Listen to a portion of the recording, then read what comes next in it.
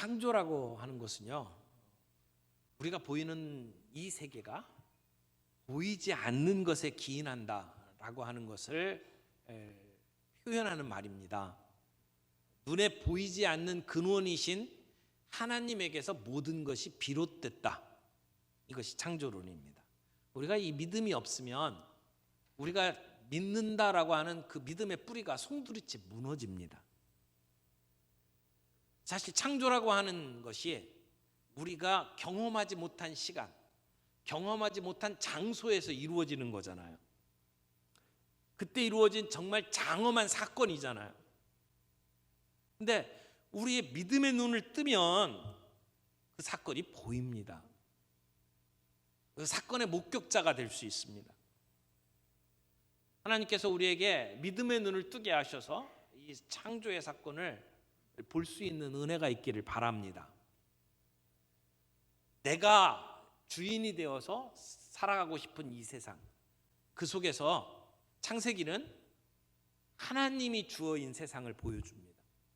하나님이 태초에 천지를 창조하셨다고 하는 사실, 하나님이 하신 일들에 우리의 눈이 열리기 시작하면 우리는 내가 주인인 세상 속에서 하나님이 내 삶의 주인인 삶을 살아갈 수가 있습니다.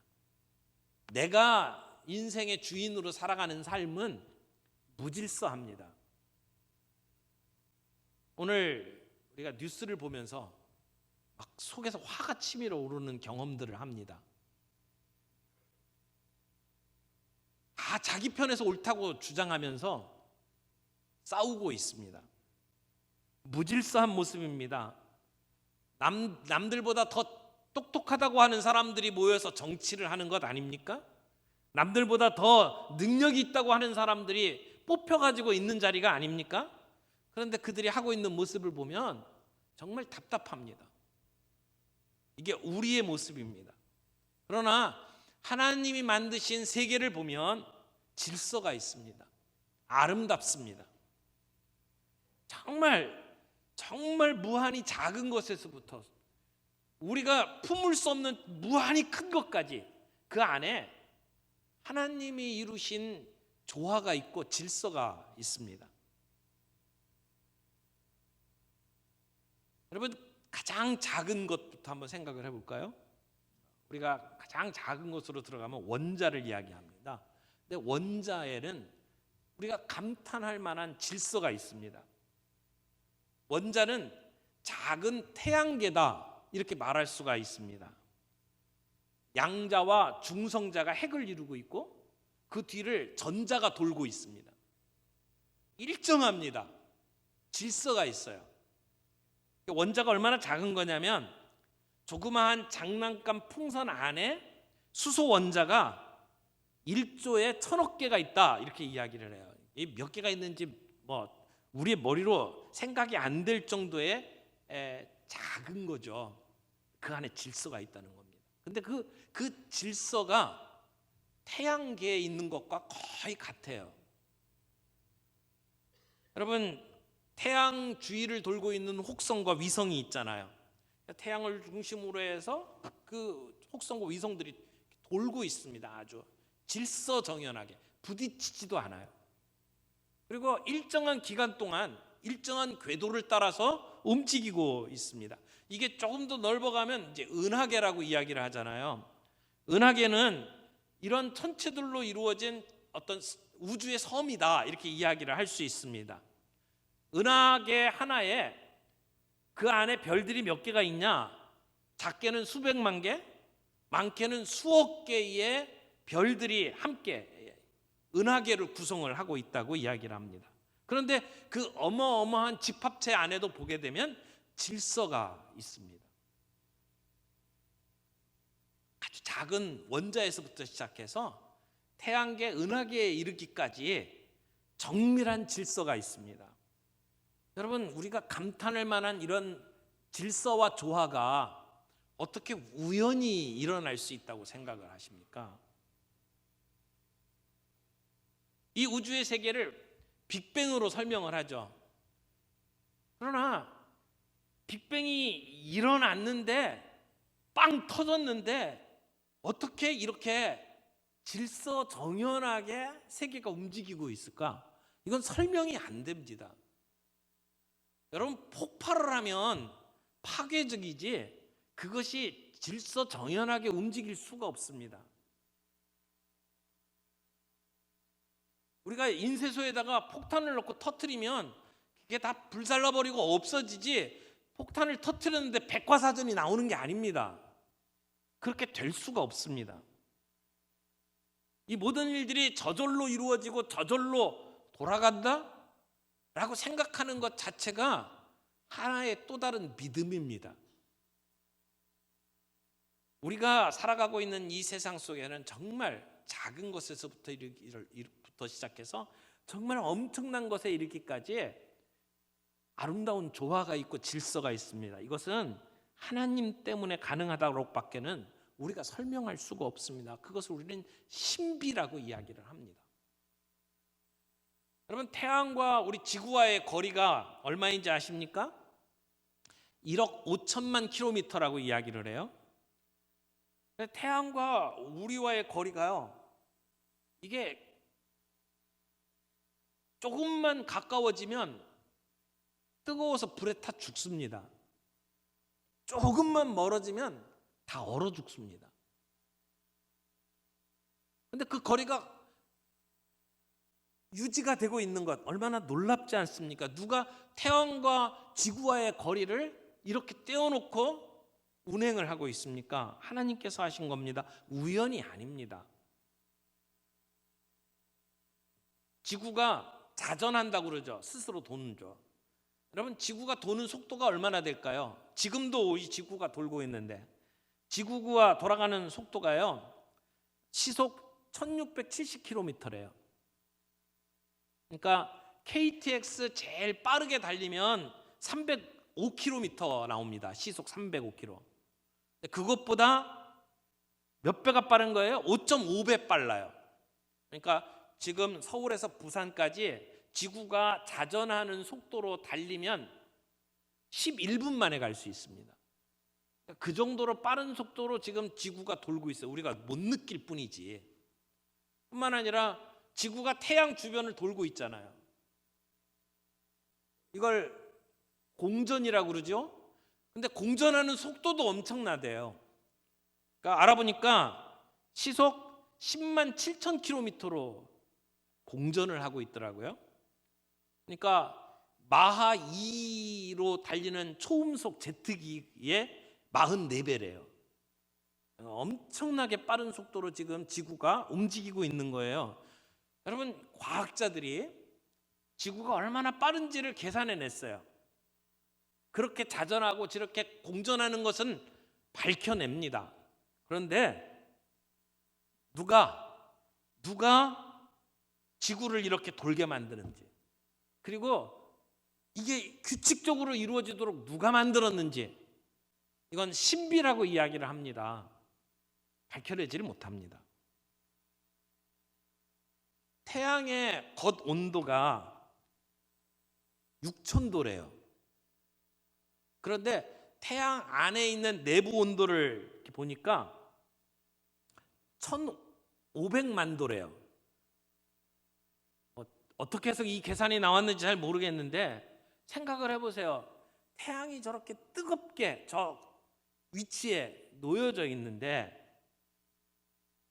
어떻게 해서 태양은 그렇게 뜨겁게 불타오르고 있을까요? 우리는 그저 신비라고밖에는 말할 수가 없습니다.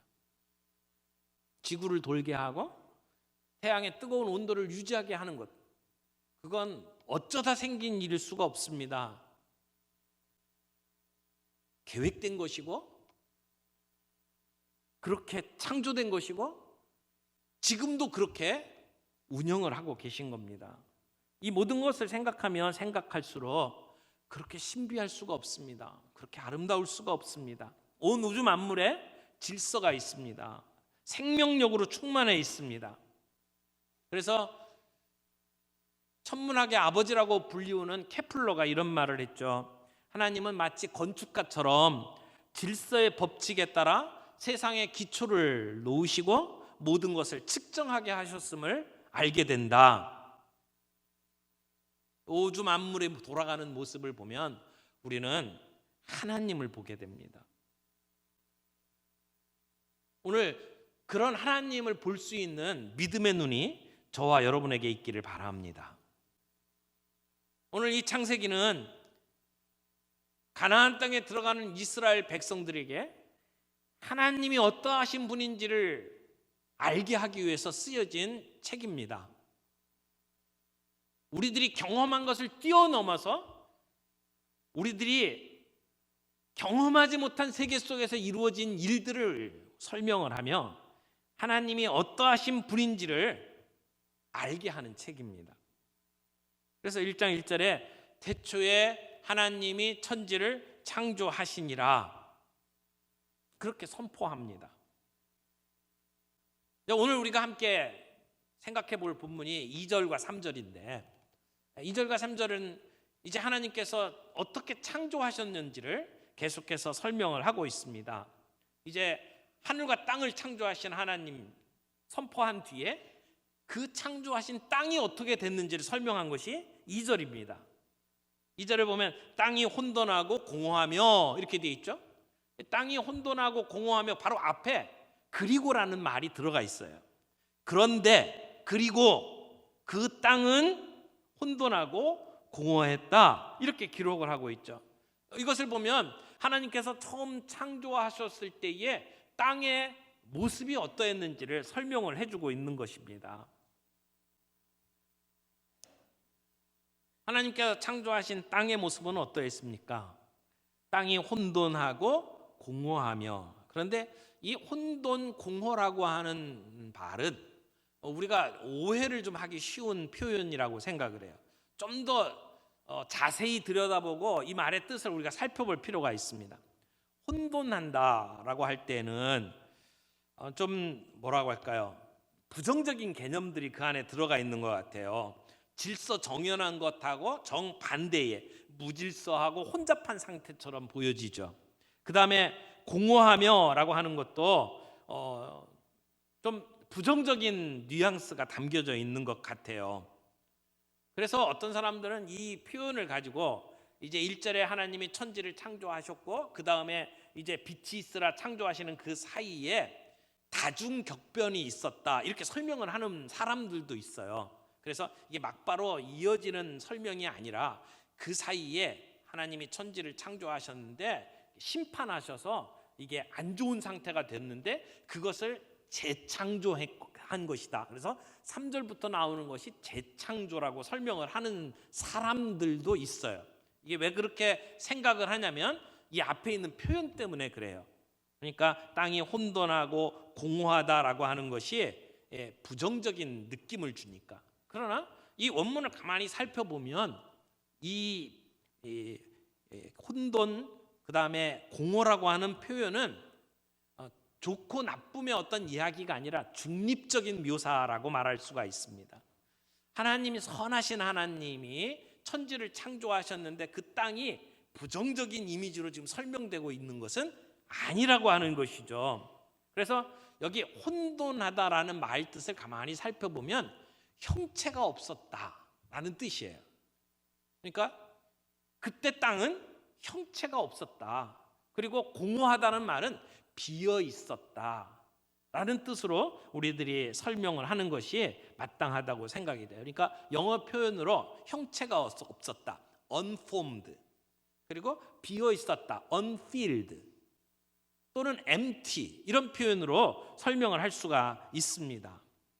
그러니까 하나님께서 창조하신 그 땅의 모습이 형체가 없었다는 거죠. 그 형체가 없고 어떤 특별한 질서가 없는 상태에서 하나님께서 첫째 날, 둘째 날, 셋째 날까지는 질서를 부여하신 것이고 그리고 넷째, 다섯째, 여섯째 날에는 비어있는 그 세상 속에 하나님께서 뭔가로 채우시는 것이 나타나는 겁니다. 그러니까 비어있다라고 하는 것은 살아 움직이는 생물이 없었고 그 땅을 누리는 어떤 생명체가 없었다는 얘기죠. 특별히 이 비어있다라는 말을 하는 기본적인 이유는 그 땅에 채워져야 될 인간이 없었다라는 것을 전제로 하는 말씀입니다. 그래서 6일째에 하나님께서 인간을 창조하실 때까지는 이 땅은 완전히 채워지지 않았습니다. 비어있는 상태죠. 하나님은 무질서한 세상 속에 질서를 부여하시면서 좋았더라 기뻐하셨고, 비어있는 세상 속에 채워 넣으시고, 그리고는 좋았더라 말씀을 하신 거죠. 하나님은 혼돈 속에 질서를 만드셨고 공허 속에 채워 넣으시는 하나님이십니다. 그리고 하나님께서는 특별히 사람을 지으시고 난 다음에 가장 기뻐하셨다고 성경이 이야기를 하죠. 하나님의 형상을 드러내는 인간이 없는 세상은 아무런 의미가 없어요. 마지막에 하나님은 그 인간을 그 땅에 두심으로 다 채워 넣으신 거죠. 그래서 기뻐하셨다라고 말을 합니다.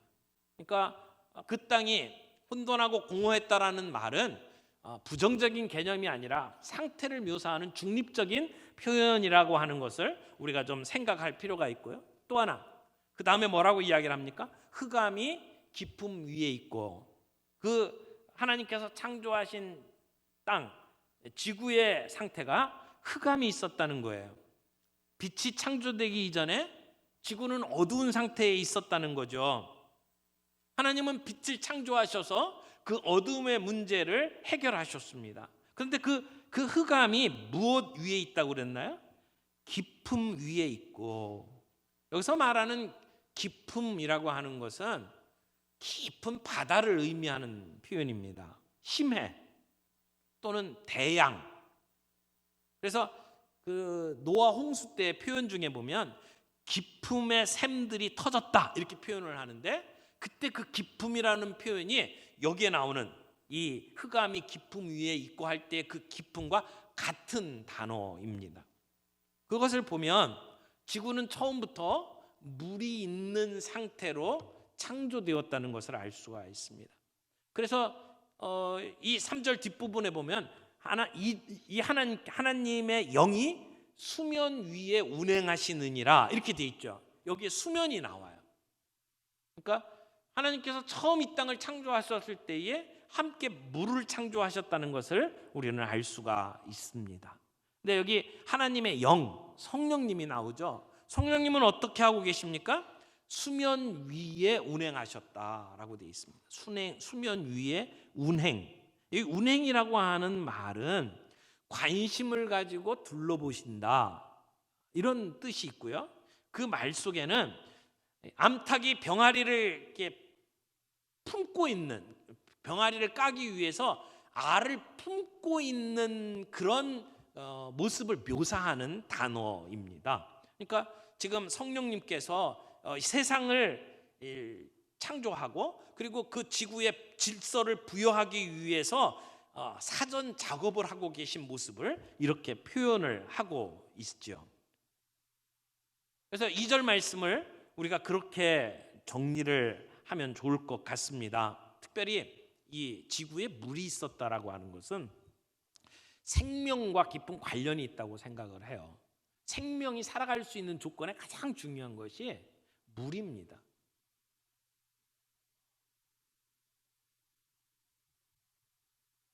아폴로 17호 비행사들이 하늘 높은 곳에 올라가서 지구를 촬영을 했어요. 그 지구 촬영을 하고 나서 지구에 붙여준 별명이 블루마블입니다. 그러니까 푸른색이죠. 근데 이 푸른색이 보이는 이유가 뭡니까? 물 때문에 그렇습니다. 그래서 이 바다의 모습 속에 하얀 구름이 떠 있는 그런 모습을 보면서 어렸을 때 구슬치기 했던 그 파란색 구슬과 비슷하다 그래서 블루마블이라고 하는 별명을 붙였죠. 근데 이게 지구가 그렇게 푸르게 보이는 이유가 생명을 유지하는데 반드시 필요한 이 물과 공기를 이 지구가 품고 있다라고 하는 것을 보여주는 것입니다. 하나님께서는 아무것도 없는 가운데 이렇게 시간과 공간과 물질을 창조해 내셨습니다. 그리고 하나님의 놀라운 계획이 이제 하나하나 실현되는 것을 우리가 보게 되죠. 그래서 2절에 그런 땅의 모습들을 설명한 뒤에 하나님의 구체적인 6일 동안의 창조하신 일들이 기록이 됩니다. 그 첫 번째 날에 관한 이야기가 3절부터 5절에 나오죠. 3절 다시 한번 보겠습니다. 하나님이 이르시되 빛이 있으라 하시니 빛이 있었고 빛이 하나님 보시기에 좋았더라. 하나님이 빛과 어둠을 나누사 하나님이 빛을 낮이라 부르시고 어둠을 밤이라 부르시니라. 저녁이 되고 아침이 되니 이는 첫째 날이니라. 이제 하나님의 구체적인 창조의 행위를 우리가 볼 수 있습니다. 창조는 위대하신 하나님의 권능으로 이루어졌습니다. 하나님의 권능으로 이루어진 창조의 모습, 그 중에 중요한 세 가지만 우리가 좀 생각해 보기로 원합니다. 첫 번째는 하나님이 이르시되, 하나님이 말씀하셨습니다. 창조의 능력은 말씀의 능력입니다. 하나님이 빛이 있으라 말씀을 하신 거죠. 이게 첫 번째 하신 하나님의 말씀입니다. 말씀으로 이 땅을 창조하셨습니다. 예전 성경에는 가라사대라고 표현했죠. 하나님이 가라사대. 하나님이 가라사대, 하나님이 이르시되, 하나님이 말씀하시되. 이 말씀이 무엇인지를 잘 설명해 주는 것이 요한복음입니다. 요한복음 1장 1절에서 3절 말씀을 보게 되면 이 말씀이 무엇인지를 아주 구체적으로 설명을 하고 있죠.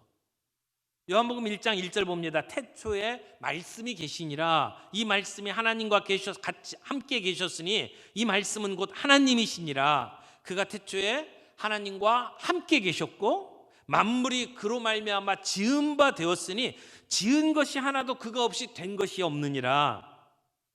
그 안에 생명이 있었으니 이 생명은 사람들의 빛이라. 빛이 어두움에 빛이 돼 어두움이 깨닫지 못하더라. 이렇게 기록을 하고 있죠. 그리고 나서 요한복음 1장 14절에 보면 그 말씀의 실체를 이렇게 설명합니다. 말씀이 육신이 되어 우리 가운데 거하심에 우리가 그 영광을 보니 아버지의 독생자의 영광이요 은혜와 진리가 충만하더라.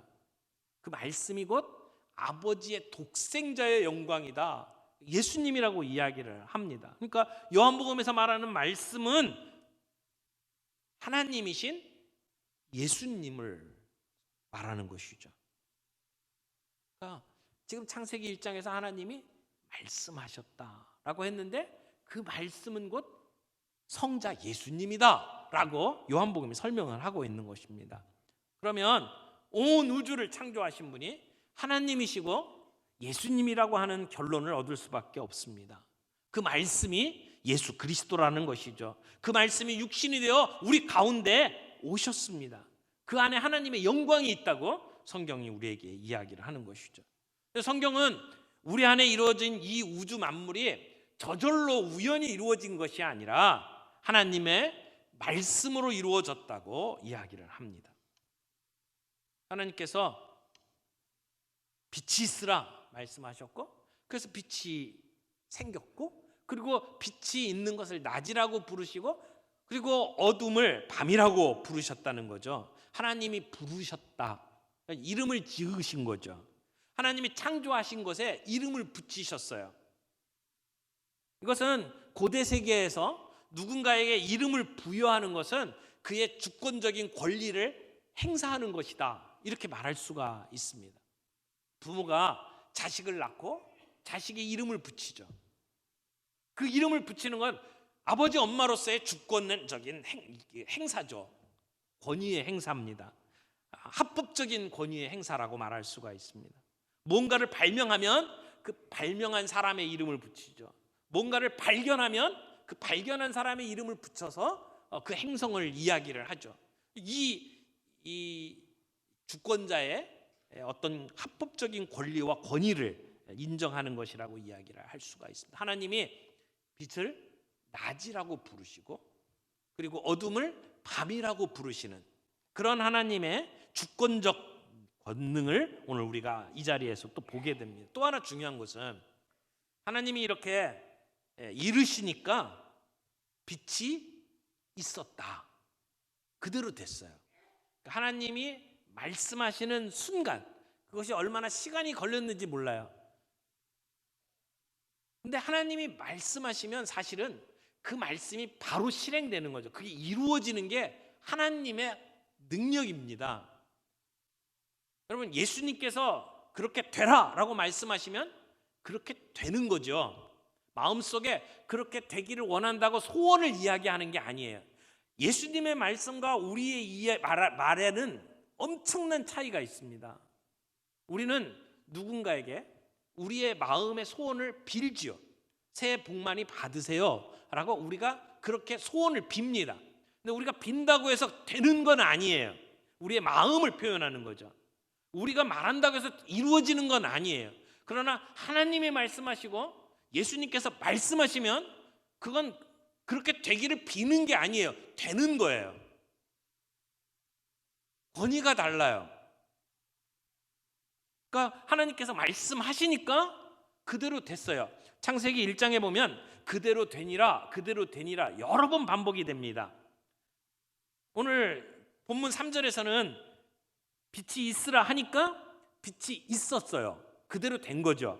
7절 말씀해 보니까 궁창 아래의 물과 궁창 위의 물로 나누게 하시니 그대로 되니라. 9절에도 묻이 드러나라 하시니까 그대로 되니라. 11절에도 그대로 되어 15절에도 그대로 되니라. 하나님의 말씀이 선포될 때마다 그것이 즉시 이루어지는 모습을 봅니다. 이것이 말씀의 능력입니다. 하나님이 말씀하시면 하나님이 계획하신 대로 이루어집니다. 100% 한치의 오차도 없이 그것이 이루어집니다. 하나님은 계획에서부터 그것을 이루시기까지 한치의 오차가 없는 분입니다. 수정 보완할 이유가 없는 하나님의 능력을 이야기를 하는 거죠. 하나님이 말씀하시니 그대로 되니라. 또 하나 중요한 게 있습니다. 보시기에 좋았더라. 하나님이 계속해서 반복적으로 하시는 말씀이에요. 4절, 10절, 12절, 18절 계속해서 하나님이 보시기에 좋았더라. 하나님의 기준을 이야기를 하는 겁니다. 하나님이 만드시는 것은 아름다운 것입니다. 여러분, 좋았더라라고 하는 표현이 다른 말로 이야기하면 선하다라고 하는 말이죠. God is good 이렇게 이야기하죠. 하나님이 선하시다, 좋으신 분이다. 그래서 우리가 번역을 할 때 좋으신 하나님 이렇게 번역을 하죠. 하나님은 좋으신 분이에요. 그분이 만들어 놓은 작품도 좋을 수밖에 없어요.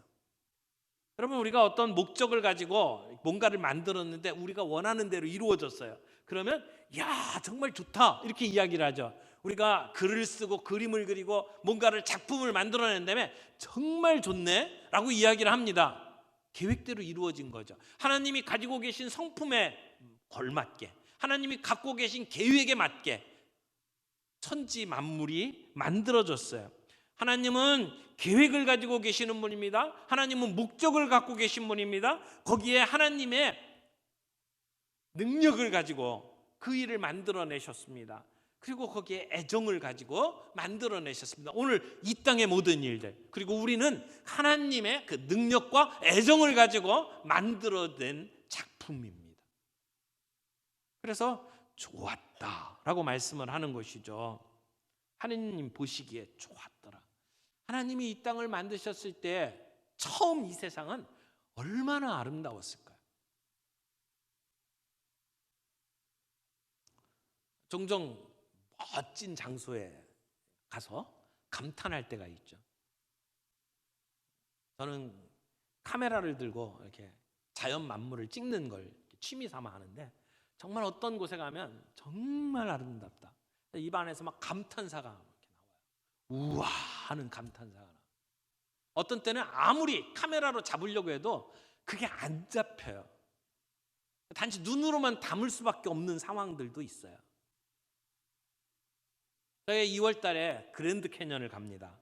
우리 중고등부 아이들과 함께 그랜드 캐년을 가게 되는데, 그랜드 캐년을 가서 볼 때마다 이 감탄사가 안 나올 수가 없어요. 우와 하는 감탄사가 나와요. 정말 멋지구나, 정말 장엄하구나, 그런 이야기를 합니다. 근데 여러분, 우리가 보고 있는 그 장면은 타락한 이후의 모습이에요.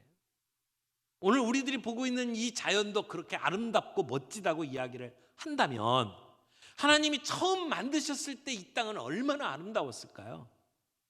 타락하기 이전의 모습, 하나님이 창조하셨을 때의 모습, 처음이 좋았더라, 그렇게 말할 수밖에 없습니다.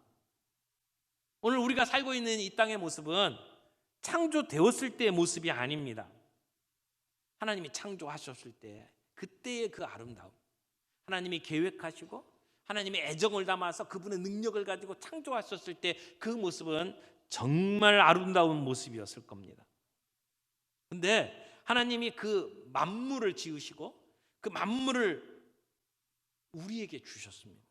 우리 인간을 위해서 지으신 거예요. 그 텅 빈 자리에 결국은 다 채워졌다라고 말할 수 있는 순간은 하나님이 우리 인간을 지으신 다음에 하신 말씀이에요. 참 좋았더라, 정말 좋았더라, 우리 인간을 만드시고 난 뒤에. 오늘 우리에게는 믿음이 필요합니다. 하나님의 능력을 바라보면서 하나님이 만드셨구나, 하나님이 우리에게 주셨구나라고 하는 믿음이 필요합니다. 그 믿음의 눈으로 볼 때에 오늘 하나님이 우리에게 주신 것이 얼마나 놀라운 것인지, 얼마나 은혜인지를 깨닫게 됩니다. 여러분, 우리가 하나님이 만드신 이 자연 만물을 보면서 이것이 우연히 이루어진 것이 아니고 하나님이 우리에게 이렇게 아름다운 것으로 주셨다는 것을 깨닫는 순간에 우리는 하나님 앞에 엎드리게 됩니다. 하나님께 예배하게 됩니다. 그분의 선하고 인자하심을 우리는 노래할 수밖에 없습니다. 우리는 연약하고 우리는 자주 넘어지고 하나님을 실망시킬 때가 많이 있지만, 하나님은 우리의 연약함, 우리의 부족함, 우리의 실력 없음, 그것을 보시고 우리에게 벌을 주시는 분이 아니라 하나님은 우리에게 상을 주시는 하나님이에요. 우리의 행한 대로 갚지 않으시고 우리에게 복을 주시고 상을 주시는 하나님. 하나님이 우리에게 이 모든 것들을 주고 누리게 하시는 하나님. 그래서 우리는 그 하나님이 인자하신 분이고 하나님이 사랑하시는 분이다 라고 고백할 수밖에 없고, 그래서 우리가 하나님 앞에 엎드릴 때마다 우리는 하나님의 인자하심이 영원하다고 고백할 수밖에 없는 거죠. 여러분, 우리가 하나님을 판단할 때 내 기준에서 판단하면 안 돼요. 내가 아는 것이 얼마나 천박합니까? 내가 할 수 있는 것이 얼마나 제한되어 있습니까? 우리의 제한된 것을 가지고 그 광대하신 엄청난 하나님을 우리가 어떻게 알 수가 있습니까? 우리는 나에게 잘해주는 사람에게 우리는 호의를 가지고 대하죠. 그리고 나에게 잘 못하는 사람에게는 적의를 가지고 대합니다. 그들을 벌하려고 애를 씁니다. 근데 하나님은 우리에게 하나님을 아버지라고 섬기는 우리에게 늘 선하게 베푸시는 하나님. 우리의 연약함을 꿰뚫어 보시지만 그럼에도 불구하고 우리에게 인자함으로 우리에게 복 주시는 하나님. 그 하나님을 우리가 이 자연 만물을 보면서 깨닫게 될 때 우리는 하나님 앞에 예배할 수밖에 없어요. 여러분, 시편 136편을 좀 같이 살펴보죠. 시편 136편에 보면 이 천지 만물을 창조하신 하나님을 노래하면서 시편 기자가 뭐라고 찬양하냐면 그 인자하심이 영원하미로다. 우리 창세기를 공부하면서 이 시편의 찬양이 우리의 찬양이 되기를 원해요. 시편 136편 1절부터 9절까지 읽는데요, 제가 앞부분을 읽을 테니까 여러분이 뒷부분 후렴을 읽어요. 그 후렴에 뭐라고 되어 있나요? 그 인자하심이 영원하미로다. 제가 앞부분을 계속 읽겠습니다. 1절부터 9절까지입니다. 여호와께 감사하라. 그는 선하시며 신들 중에 뛰어난 하나님께 감사하라. 주들 중에 뛰어난 주께 감사하라. 홀로 큰 기이한 일들을 행하시는 이에게 감사하라. 지혜로 하늘을 지으신 이에게 감사하라. 땅을 물 위에 펴신 이에게 감사하라. 큰 빛들을 지으신 이에게 감사하라. 해로 낮을 주관하게 하신 이에게 감사하라. 달과 별들로 밤을 주관하신 이에게 감사하라. 아멘. 그 하나님의 인자하심을 노래할 수 있는 저와 여러분들이 되기를 바랍니다. 창조부터 예수님의 구원, 그리고 마지막 최후의 심판에 이르기까지 우리를 위해서 하나님의 능력과 애정을 쏟아 부으시면서 이 만물을 창조하시고 우리에게 오늘 상 주시기를 원하시는 그 하나님께 오늘 예배하며 찬양하기를 원합니다.